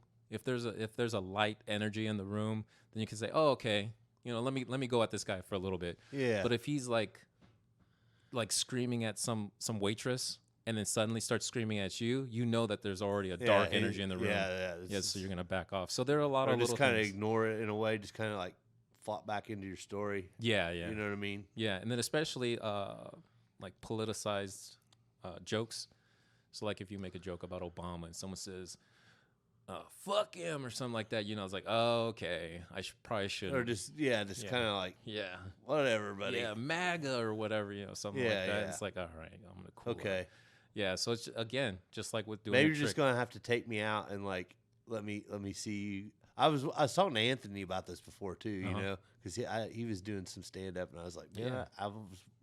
I thought about just going out and watching him a few times, but then all this, I never got around to Yeah. like knowing when it was going on, but then all this stuff started happening, and now all the live performance stuff is like kind of up in the air. So The Verve stopped doing stand up comedy. When yeah, I know was there. Anthony went there a few times. And Yeah, did when it. I was there, but then Tolly's does stand up comedy every Friday. Where's Tolly's at? Tolly's on 25th and Maple. Okay. Yeah, 25th and Maple. And they they've been doing it for about a month since reopening. Yeah. But then this last week there was a COVID scare, and so Yeah, my buddy Dane just said it went up 18 or 20%. yeah. Spike over there. Well, two bartenders at the Verve were infected. So, you know, people are getting tested. And then my buddy Levi Elmore, who hosts the stand-up comedy at Tolly's, he got scared. I think he was in contact. Oh, Levi hosts that. Huh. Yeah. I know who you're talking about. Oh yeah, that's right. Yeah, he was your preacher. oh, that's right. Yeah, the officiant. Yeah, the officiant or whatever you yeah, want to call exactly. Yeah, and so he hosts the open mic, but then I think he was in contact with some people who were in contact with those people who were infected. So he canceled it last week, yesterday, and then got tested. Yeah, so, I know it's going around like down Bloomington too. Like I got a couple skate friends that work in the food industry down there. Oh, and like they've had it and like I've got over it now. Yeah, you know what I mean.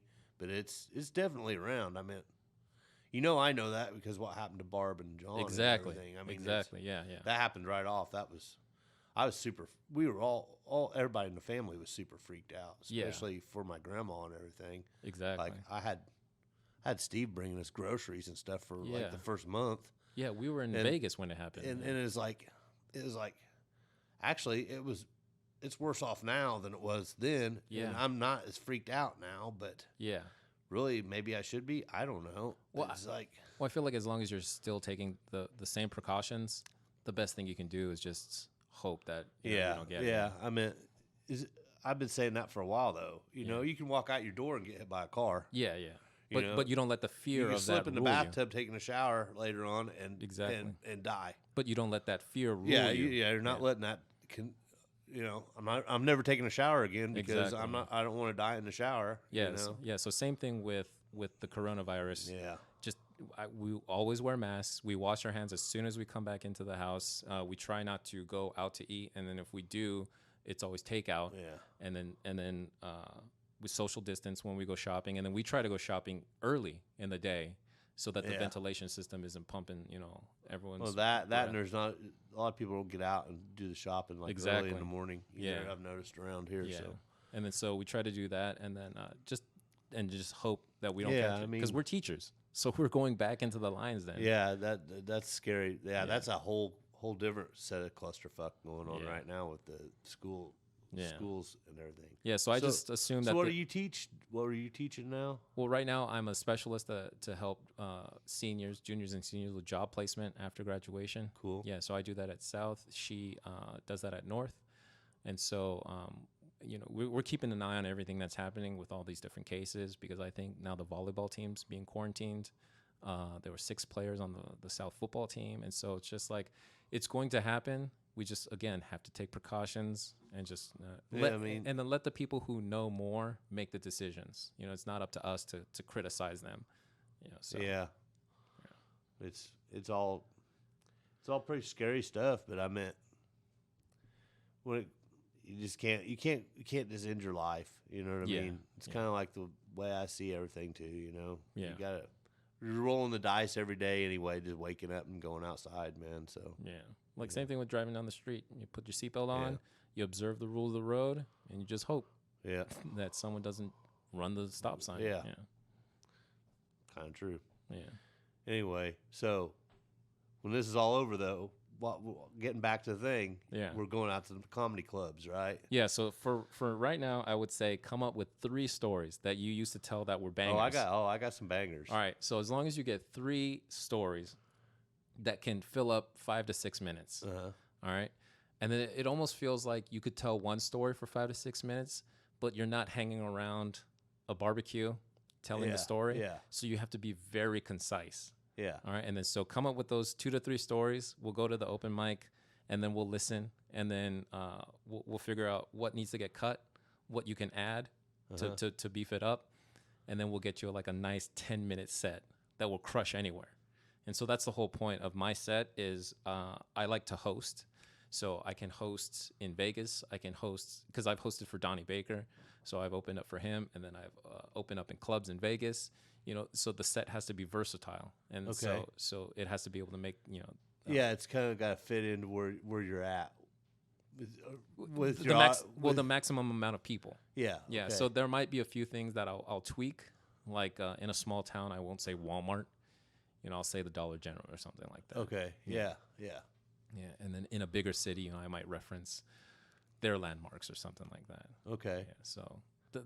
those are small things. But I'm ready to take this ride with you, though. I'm ready to go. I'm ready to go. I'm ready to go. I haven't been out for a while, so like I'm like already excited. All right, well, you know what I mean. So yeah, okay, I'm looking forward to it. Is what I'm getting at. So we'll see what happens with Levi next week. But I think he should be back on. But if not next week, then in 2 weeks, we'll hit up the.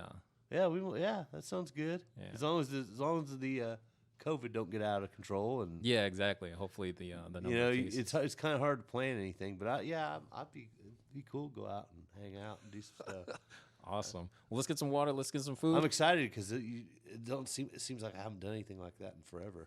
Yeah, something that exhilarating. Yeah. I'm excited to come over and hang out with you and Kaylee. Shit. Yeah, it's really fun. Yeah, so I'm just a block away, and I'm exactly. I'm like all jazzed on it. But you're going to Mount Carmel on Monday, right? You're going. Yeah.